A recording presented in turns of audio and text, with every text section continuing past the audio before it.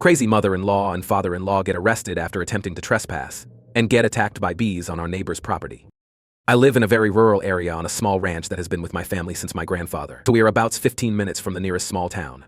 When I say small, I really mean small. I met my wife by chance about 6 years ago when I stopped in town to pick up some groceries. She gave off a very tomboy vibe, and she just came to the area herself. She had just finished school and found that she hated city life and wanted to come back to something more familiar. I'll get to that later. I guess she saw me pull in with my pickup and some of the heavier equipment in it, and she came over and asked what sort of livestock I had. Quickly cut to the chase. She was looking for work. She had experience with livestock, and she was new to the area. Said it's strange in our area to have single women looking for work as a ranch hand, but she said she could prove her worth, and if I wasn't impressed, I was free to drive her back to town at the bus stop, and that'd be that. I was looking for an extra hand for the upcoming months, and was considering contacting my neighbor's boys for it, but figured give her a shot. Glad I did too. She has one hell of a work ethic, and was proactive about everything on the ranch. I let her stay in a guest room in the main house for the first week, until she had enough pay for an apartment. But within 6 months, she moved back in when we started dating. 8 months later was when we married in a small ceremony with about 20 friends and family members. The only person to show up from her family was her uncle. Uncle was a tank of man, even in his older years, and had a sheep farm in Northern California. Him and I talked shop a bit when he was there, and he was proud to give wife away. I could see where wife got her work ethic and knowledge of livestock from the man. There was, however, one topic that wife did not like to discuss. It was her birth parents. At first, all she would say was there was bad blood between them. Early on, that was fine. We didn't know each other yet. But after the engagement, I wanted to know more about her and know what exactly I was diving into. Her mother, the professor, worked in a college teaching a class I most likely would never attend. Her father, Phil, was, as wife described, a weak man that does what the professor demands. Some of the things wife described the professors are in doing sounded absurd and borderline insane. It included her trying to get wife a girlfriend in middle school, insisting wife was a lesbian. Now, wife is a bit of a tomboy, there's no denying that, but she is also most definitely not a lesbian. There was a period where the professor wanted to live a natural lifestyle, and she asked Phil's brother to let them live on his farm. Within a week, the professor hated the farm and dragged them both back to the city. Wife, on the other hand, felt like she finally found something she liked and really connected with her uncle. Wife left home when she was 16 and lived with uncle until she was 18. So all while she was with uncle, the professor kept threatening to drag her back. She never did. After wife turned 18, she went to school and received a 4-year degree and tried to work an office job, but found it unfulfilling. She started to take the bus and working odd jobs in rural areas, looking for something that fit what she was looking for. So that was when our paths crossed. Last year, around March, we started getting mail addressed to the professor and fill bills and bank statements and such. I found this strange and wife wanted to trash it. I started marking them return to sender and no such occupant and dropped them right back into the mailbox. This came to a head in October when I was cleaning up the yard and a bright SUV drove up with a Yule attached to it. Top wife looked up and turned pale. "Oh God, it's them," she said. Out stepped a rotund woman and a thin man that only had a passingly uncle. Now the professor immediately walked up to wife. "Professor, well, let me have it look at you. It's been years." Wife, "Mom, what are you doing here?" "Professor, the university is doing virtual classes, and with COVID, we figured we can self-isolate at our ranch." The R had a weird emphasis. "Me, excuse me, but this isn't your ranch." "Professor, oh, I'm sure we can have the ownership all cleared up. So why aren't you going to invite us in?" "Me, ma'am, you may be my wife's, but you are a stranger to me. I would rather not." The professor turned to Phil. "Professor, make the call." Phil instantly got on the phone with the police and started spinning a tale about us not letting them into the house that they equally own with us. Couldn't believe what I was hearing and how insane it was being spun. Luckily, as I said before, small town. A sheriff pulled up, and it was someone I knew for most of my life. Sheriff really embodies the mindset of a small town constable. He tries to be a peacemaker and a peacekeeper first and foremost. He also knew that this land was in my family's name for 3 generations. "Sheriff, what's this I hear about you selling half your ranch, Duke?" "Me? I didn't." "So these are my wife's parents and they think they have a legal stake on my land." "Professor, not think, no. Now we've lived here since February. With tenant laws, that means..." "Sheriff, funny, I don't remember you in town." That shut the professor right up for a second. But then she reached in her bag and pulled out a stack of lot of them, the bills and bank statements, with the ranch's address. "Professor, then how do you explain these?" Sheriff took the letters and looked at them. "Sheriff, Mom, these are all marked return to sender." The professor turned desperate. "Professor, please. I haven't seen my daughter in years. I just want to make sure she's okay. Surely you can see that she pointed to me, is controlling her every move." Sheriff rolled his eyes and walked over to talk to wife and I again. Sheriff likes to solve problems between people, and he hasn't encountered this level of crazy before. "Sheriff, you might just want to invite them in for coffee. Talk for a few minutes." "Wife, they are your parents. Wife, if you leave them here, you will just have to come back in 5 minutes to handle an assault." "Sheriff, wife, you can't mean that. They're your family. Look, I'm just going to head up the road." "Invite them in. Talk to them." Wife got a bit of an angry glint in her eye.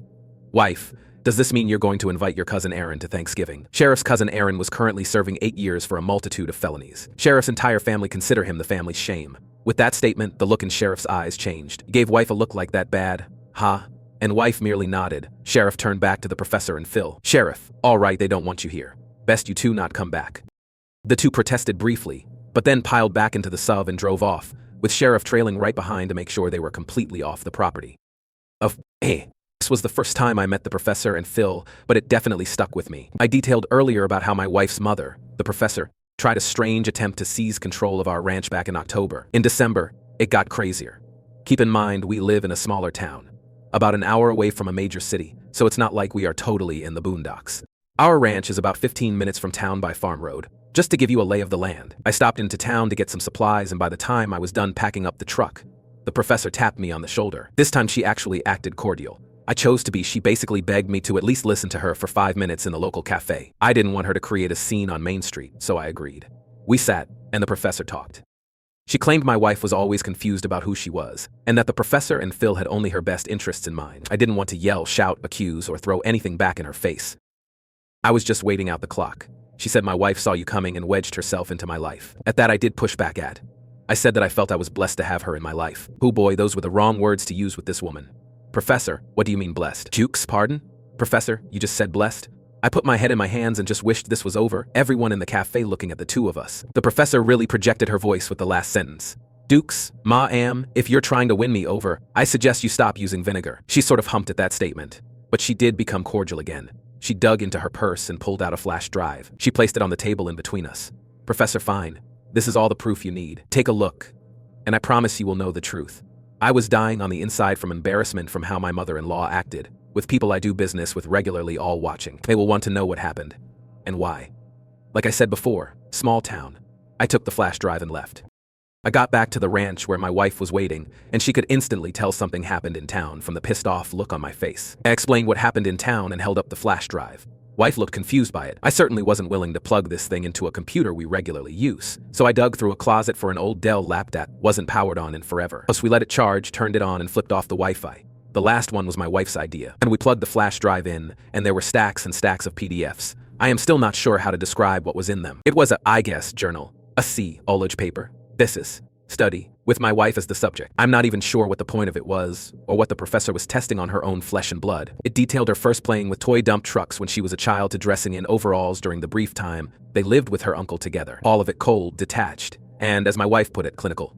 Wife was referred to as subject throughout. It was bizarre, and I'm still not sure what the point of it was. My wife looked disgusted at the PDFs and insisted we burn the drive. So which we did in the fire pit. That was the last time we heard from the professor. My wife thinks more is coming.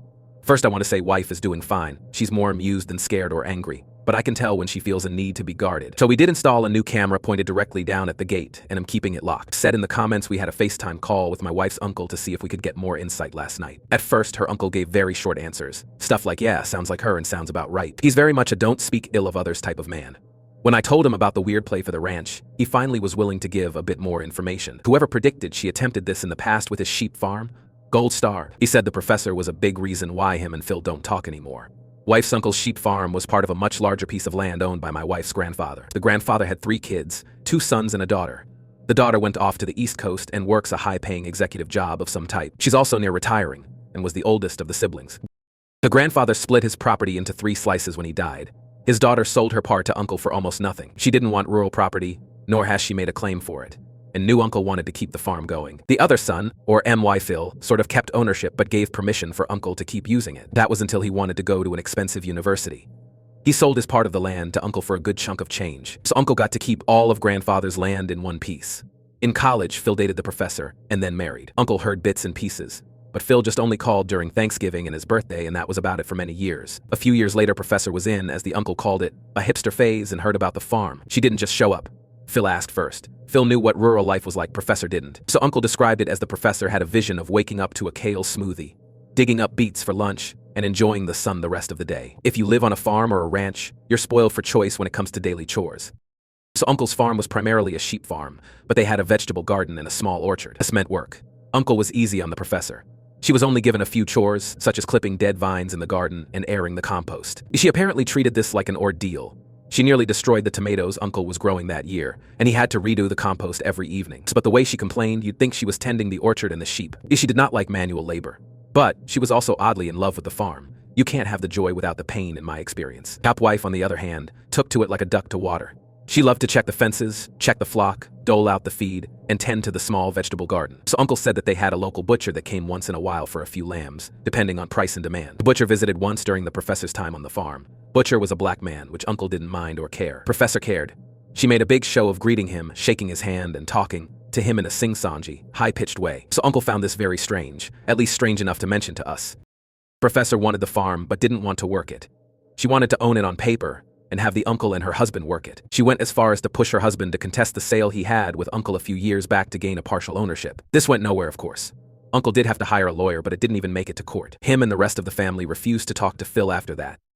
I was curious, so I had to know why the professor blew up at me when I said I was blessed to have wife. He chuckled a bit. Really kick that hornet's nest? Huh? He said. First night the professor was staying with Uncle. Uncle and his wife prepared dinner. They got to the table and Uncle was about to say grace. My wife blushed when he brought this up. Apparently this is a very embarrassing memory for her. Professor blew up. She said something about how this family doesn't say grace. Uncle shrugged. He wanted to be accommodating and responded that she didn't have to join if she didn't want to. She tried to push it further. As long as she was in that house, there would be no saying grace. Uncle said this was the first time he was rude to the professor. He told her that there was no way a guest was telling him what he could and couldn't do in his own home. Apparently the professor didn't think people in rural areas go to church or something. Oh, I don't know. After hearing about the sheep farm, I will get in touch with a lawyer, but we'll see how that goes. I think I've said it before in an earlier post, but we live in a small town. At Crazy Mill, the professor has made waves in just 2 appearances, one at our residence and another in town. What I love about small towns is that everyone feels like family and has everyone's backs. What I hate about small towns is that rumors start quickly. The sheriff from my first post is totally on our seat, duh, and has done his best to make it clear to people who ask that it's not their business. The problem is wife and we try to annoy being social in town. Before COVID, we went to church often and participated in potlucks. I hired my neighbor's boys for the summer several times to help around the ranch. Calpy, we love being social. When the professor made a scene at the cafe in December, I could feel the eyes of the town on me. No one knows what happened, but they want to. I can feel it. They are too polite to ask, but not polite enough to not whisper. It's getting to us. The sheriff told me that last week the local pastor outright asked him what was going on with wife and her mother. Sheriff said the pastor felt there should be an easy solution. Sheriff nipped that into bud. My wife's words had a stronger effect than we thought. Sheriff said it wasn't his business or the pastor's unless we asked for help. He did say to the pastor, and I'm remembering how the sheriff phrased it to me when he told me, they're part of your flock. She, the professor, is the wolf. Be a good shepherd. Even with that, I still feel the weird glances every time I'm town. Scenes like the one in December isn't usual around here. Any advice? Well, it finally happened.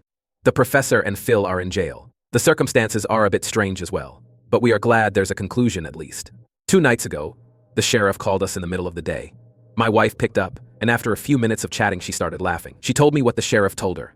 It seems the professor and Phil decided they wanted to try to sneak onto our land. Why? Geez, I can't predict this woman. The professor decided that instead of trying to get onto the ranch from the farm road, which we have clear view of from the house, that her and Phil decided to park a little ways away and try to get onto our land via a neighbor's property. My neighbor to the east has a small orchard and is a hobby beekeeper.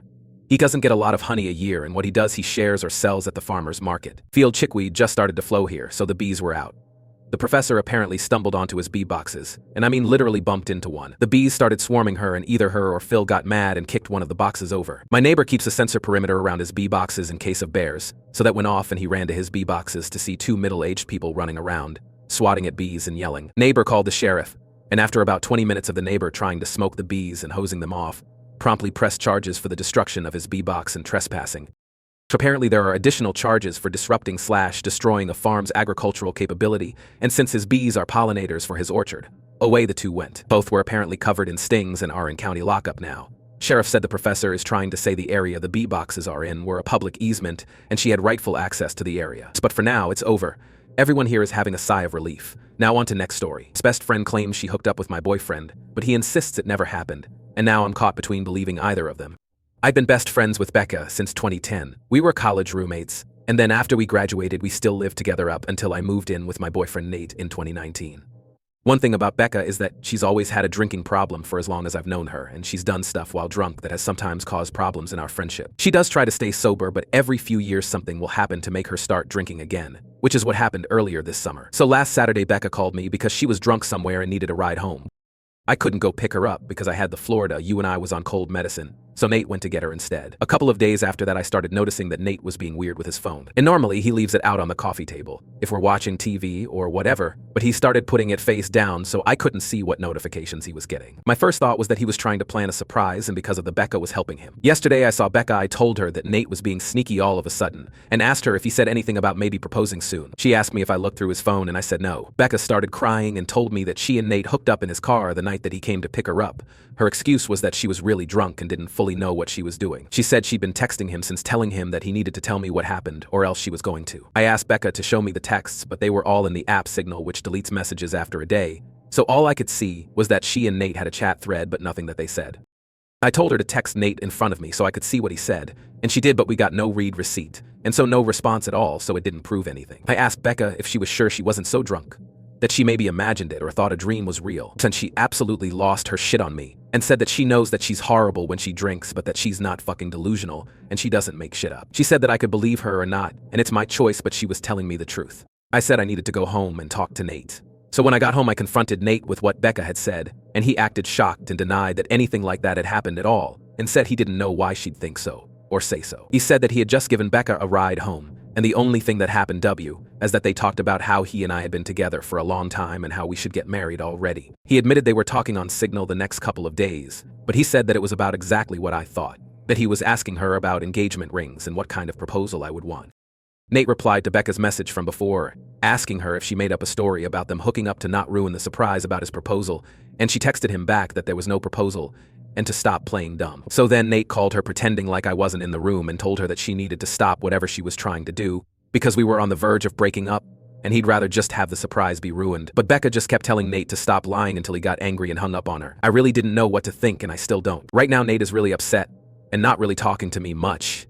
He says that it's bad enough that Becca acted insane and ruined his plan to propose, but it's even worse that I believed her lies even a little and would on me. Becca texted me saying she was sorry, but otherwise I haven't talked to her either. I don't want to think that Nate would cheat on me, or that he'd take advantage of Becca if she was that drunk. But I feel like I can't be 100% sure, because I've known Becca for 13 years, and I also just can't believe that she'd lie to me about something this important. And I know that she does have a drinking problem, so I can believe that she'd sleep with my boyfriend if she was drunk out of her head. She's done some pretty awful things in the past when she's been drunk. I don't want to wrongly accuse Nate of something he didn't do, but I don't want to be an idiot. Oh, I don't know what my gut says.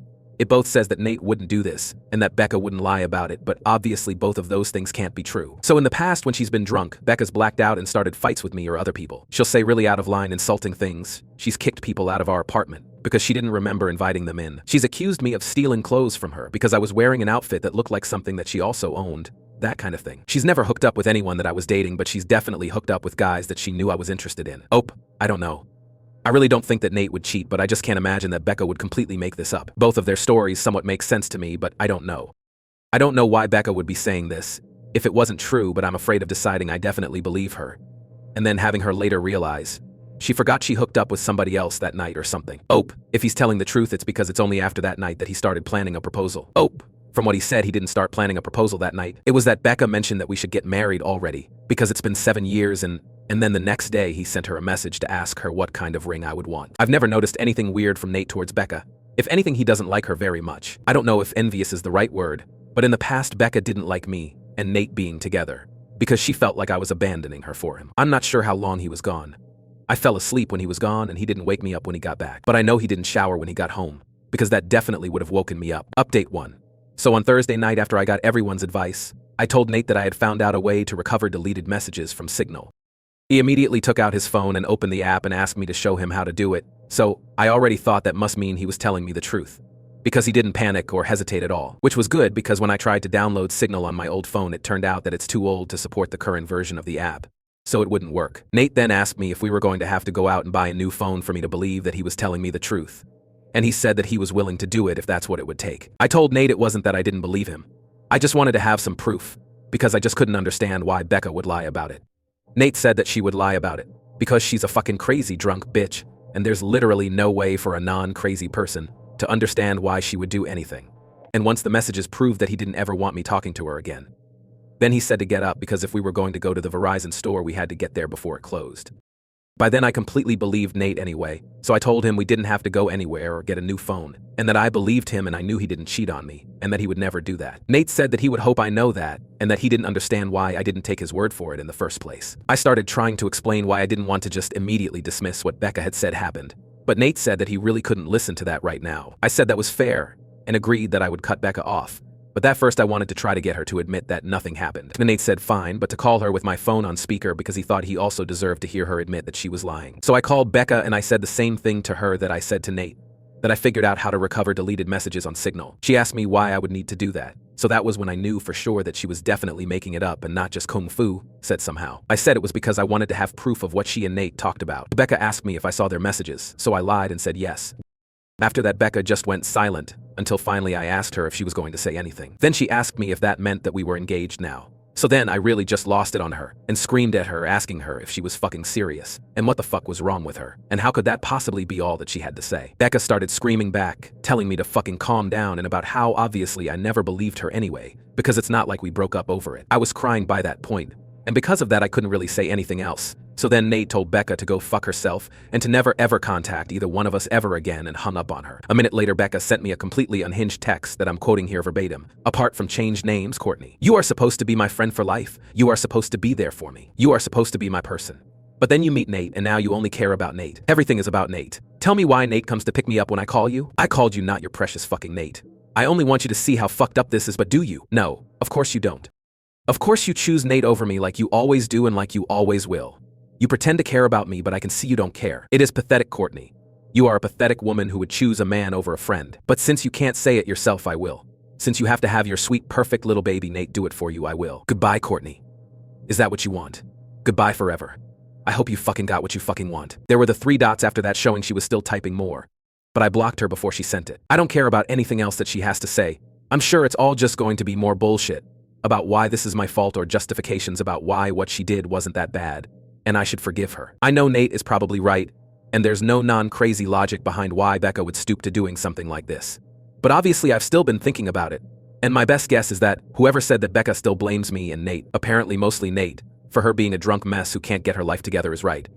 And it seems like she somehow thought that if she said she hooked up with Nate, I'd break up with him but still want to be friends with her, and then everything would magically be fixed. As far as stuff with Nate, I asked him if he thought he could ever forgive me for doubting him, and he said that since I came to my senses and I cut Becca off, he guesses we can try to put it behind us. I don't think he's still going to propose anytime soon. After this, I probably wouldn't if I was him. And from what Nate said, he didn't actually do any planning yet other than asking Becca about rings, and if I'd think a public proposal was tacky or not. All he was doing so far was trying to get ideas without me knowing he was talking to her about it. So just based on that, I think probably it's not going to happen for a while if it still does at all. Also, thanks to everyone for the advice and support. I know I didn't respond to many comments, but I really did appreciate everyone who cared enough to want to help.